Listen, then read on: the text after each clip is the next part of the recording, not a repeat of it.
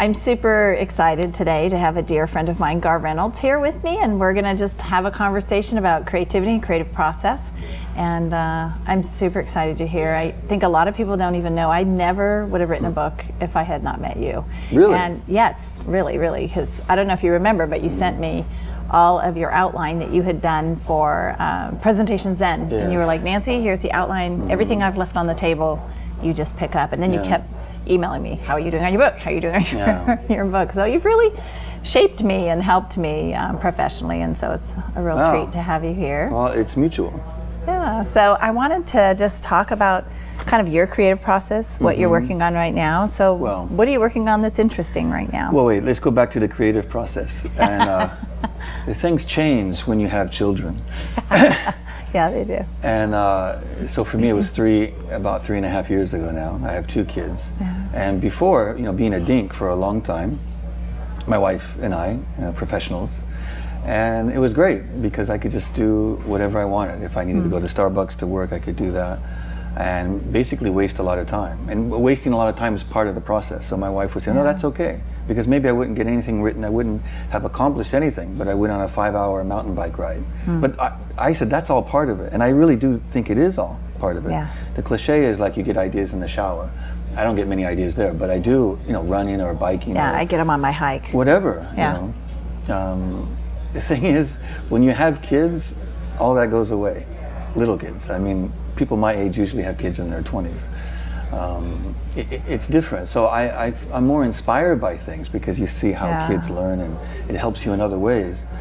But I'm trying to get more balance in my life. So this is the struggle I have. So we made some changes. So my wife is retired a little bit from her, her career to be a full-time help for me and also obviously for the children. So that's giving me some more time. Good. I think the main thing is to have time, uninterrupted time. You can't just have 10 minutes here. Some people can maybe work that way, but the literature says most people can't. You can't have 10 minutes here and 30 minutes there. You need, Sometimes it takes an hour just to get in the groove. Actually, John Cleese has something. You can see it on YouTube where he talks about that. He says a minimum, I think, of at least 2 hours. Because you do need like an hour just to kind of, get rid of all that acid of daily life, and then you get into a flow around an hour or so. Yeah. So a good half a day. If I was just more organized, some people are really. I know you're a leader and a manager type, so you're very organized. And my wife is like that. Yeah, I don't know about organized, but I don't like disciplined. I like to have a clean room and be organized in that sense. But it's just I don't work that way. So when I get a book together, you go, "Oh, that looks organized. That was someone you're really on top of things."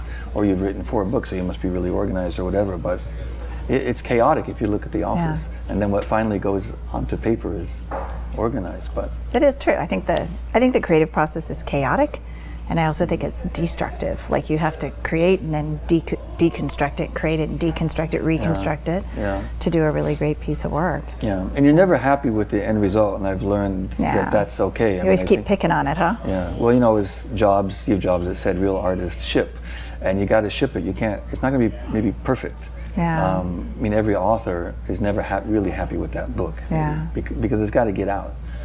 I've been seeing you do blog posts about story. Yeah. And so I think you're going on a similar journey to what I did. I spent 3 years studying story and really trying to understand it. And it's impossible to study story and not be changed. So I'm curious what your journey's been. And it is a journey, isn't it? And that's what a story is. And it's funny, I was supposed to have a storybook coming out at the end of this year. And then I pushed it back because I just need more time. You need to go deep. Of course, in I could write a book, and like you, I've been studying it. Well, all of us study story in a way all our lives because we go to movies, we read books, and our lives are stories. But the more I get into it, the more someday it's going to hit me like a light, and it's going to be, oh, that's what it is. Yeah. And of course, I can go on and talk about that and the hero's journey and all that, and exposition, and then you need conflict in the middle.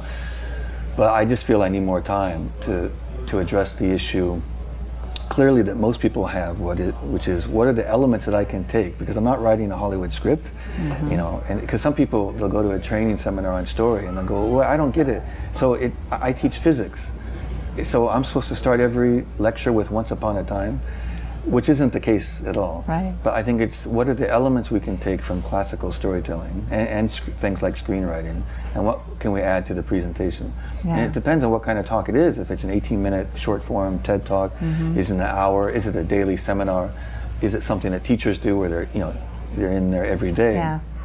But they can still learn by taking the elements of story, such as making sure you have a clear conflict or crisis, which most people never think about. Right. It's just, especially in Japan, where I live, college lectures are it's just data, information, which you can more easily get in a book, actually, and go through it and then underline things.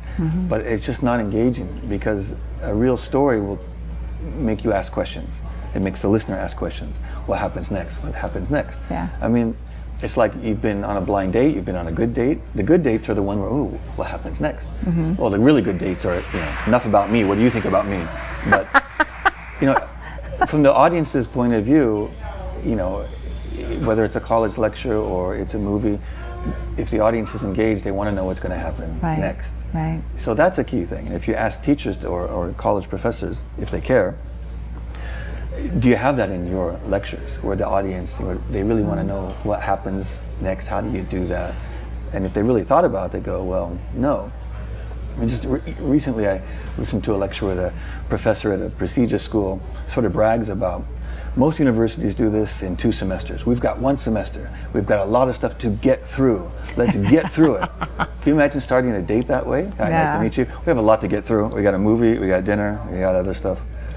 I don't think you get through a story. Yeah. Right? You live it. It's a journey. Yeah.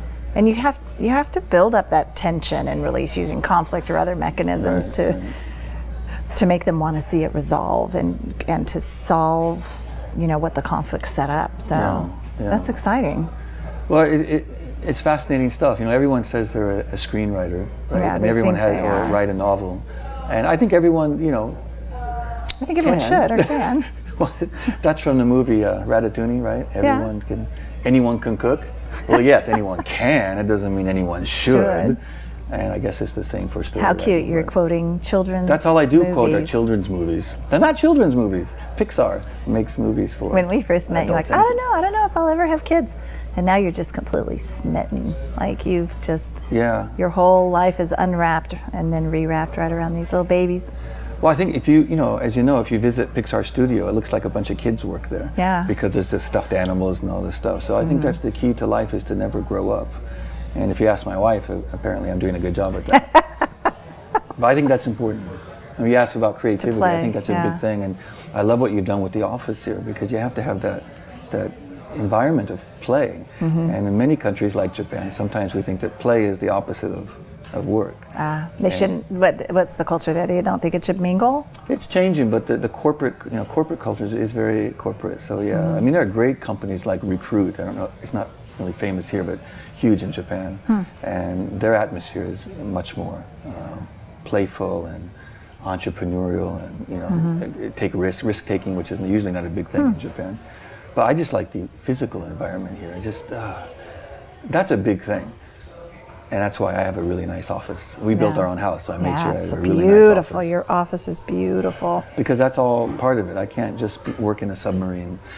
And I was noticing you have the skylights here, and we'd experimented closing those off, but then the depression factor goes way up. Well, what happened was I had paid to have the skylights have film on them or to be frosted, and they came in and they took a spray can from the roof and they just sprayed them dark and black, and so all of them were black. It was just welcome to my world with this contractor. Everybody was like outcry, like we need bright light again. So then they came and they just wiped all the paint off. And especially in California, here where it's sunny most of the time. It's sunny all the time. So there'd be no point in London, but. So staying inspired is hard. What do you do? What inspires you? Yeah, and what people do you do to dismiss that too. What do you say? Do you still say people poo-poo that? They dismiss inspiration. They poo-poo. Because at the end of the day, you still have to just grind it out. I mean, a lot of famous novelists have said this. Look, I'm sick of listening to people talk about inspiration, because writing is hard and you just have to grind it out. Yeah. But at least for me, I've been the type of person where I know I have to feel something. Yeah. And so for me, being outside and being active is what inspires me. And being in coffee shops coffee. So I need coffee, and I need sunshine, and I need mountains and sea, and those are the kinds of things. And then what I never thought would inspire me would be kids. Yeah. So, I remember when you were like... I mean, I never thought I would say the sentence, like, do you have to go potty?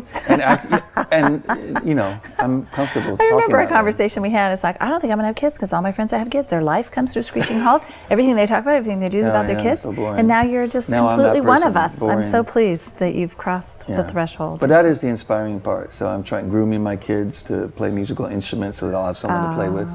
Because I'm the drummer. I need a bass player and a piano player. So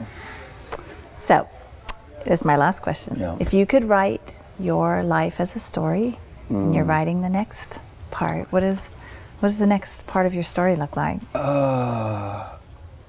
You know, I have no idea. But like a good story, I want to know. I mean, I'm really curious about what's going to happen next. And I guess that's a good thing at my age, that I'm still really, I feel like things have just begun. Yeah. And I guess in a good movie, if you're sitting in the theater, you know, you have no sense of time.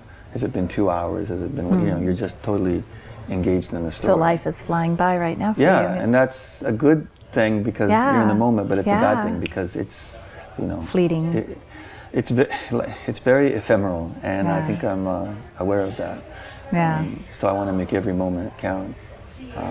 So yeah, I guess like a good story, the only connection I can make is that I'm very curious about what happens next. I'm not worried about it. I'm just really happy to be here in the theater watching this.